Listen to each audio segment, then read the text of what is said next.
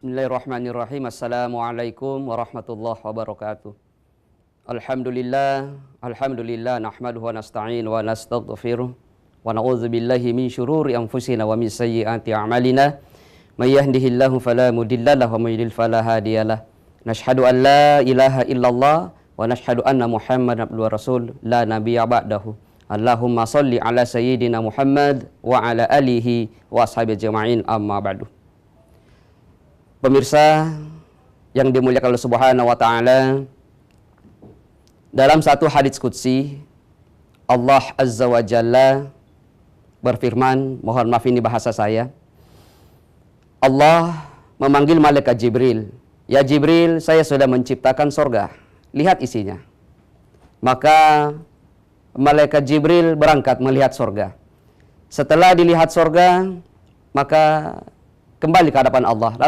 Lalu malaikat Jibril ditanya oleh Allah, "Ya Jibril, bagaimana dengan sorgaku?"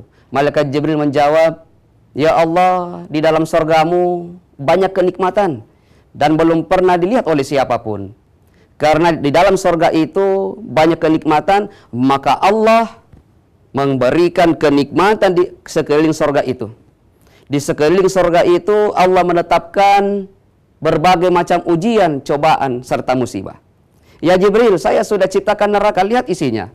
Maka malaikat Jibril berangkat melihat neraka. Setelah dilihat, kembali ke hadapan Allah, kemudian ditanya, "Ya Jibril, bagaimana dengan nerakaku?" Malaikat Jibril menjawab, "Ya Allah, di dalam nerakamu banyak siksa. Karena di dalam neraka banyak siksa, maka Allah menetapkan di sekeliling neraka itu berbagai macam maksiat kenikmatan dunia." Pemirsa yang dimuliakan Subhanahu wa taala, ada dua janji Allah, surga dan neraka. Pastilah Allah memberikan kepada yang Dia kehendaki. Surga untuk bagi mereka yang iman dan takwa kepadanya. Neraka disiapkan bagi mereka yang ingkar kepadanya. Namun pastilah kita, mulai dari anak kecil sampai orang dewasa, pasti jika ditanya surga atau neraka, pasti mereka memilih surga. Lalu bagaimana bisa mendapatkan surga itu? Maka terlebih dahulu kita mencari ridha Allah Subhanahu wa taala.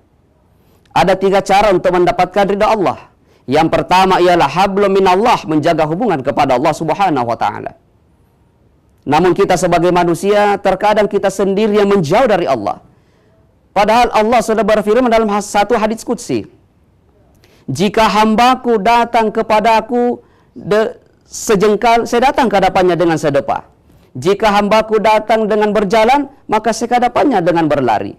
Jika hambaku menyebut namaku di hadapan orang banyak, maka saya akan menyebut namanya di hadapan orang yang jauh lebih banyak." Terkadang ketika ada masalah, kita dekat dengan Allah. Ketika ada persoalan, dekat dengan Allah. Padahal Allah sudah berfirman dalam Al-Quran yang artinya, "Hai Muhammad, jika ada yang bertanya tentang diriku, sampaikan kepada mereka bahwasanya aku ini dekat dengan mereka. Fa inni qarib." Ini yang pertama. Yang kedua ialah hablum minan nas, menjaga hubungan kepada sesama manusia. Pemirsa yang dimuliakan Subhanahu wa taala, kita rambut sama hitam, isi kepala yang berbeda. Silahkan kita berbeda pendapat, silahkan kita berbeda-beda. Namun yang kita jaga adalah ukhuwah Islamiyah, selama itu di dalam jalur sunnah dan Al-Quran. Terkadang ada seseorang yang punya gelar di depan nama, belakang nama ada gelar. Dia berlaku sombong kepada sesama manusia. Mohon maaf, kita dapatkan ilmu dari Allah hanya setetes saja. Ilmu Allah kita contohkan seperti luasnya lautan dan samudra. Dari setetes samudra itulah ilmu kita yang kita miliki. Makanya jangan kita berlaku sombong kepada sesama manusia dengan ilmu yang kita miliki. Nabi bersabda, "Siapa yang ada rasa sombong di dalam dirinya, walaupun yang sekecil biji sawi, maka tidak akan masuk surga." Hadis riwayat Muslim. Yang ketiga ialah jaga hubungan kepada kedua orang tua kita.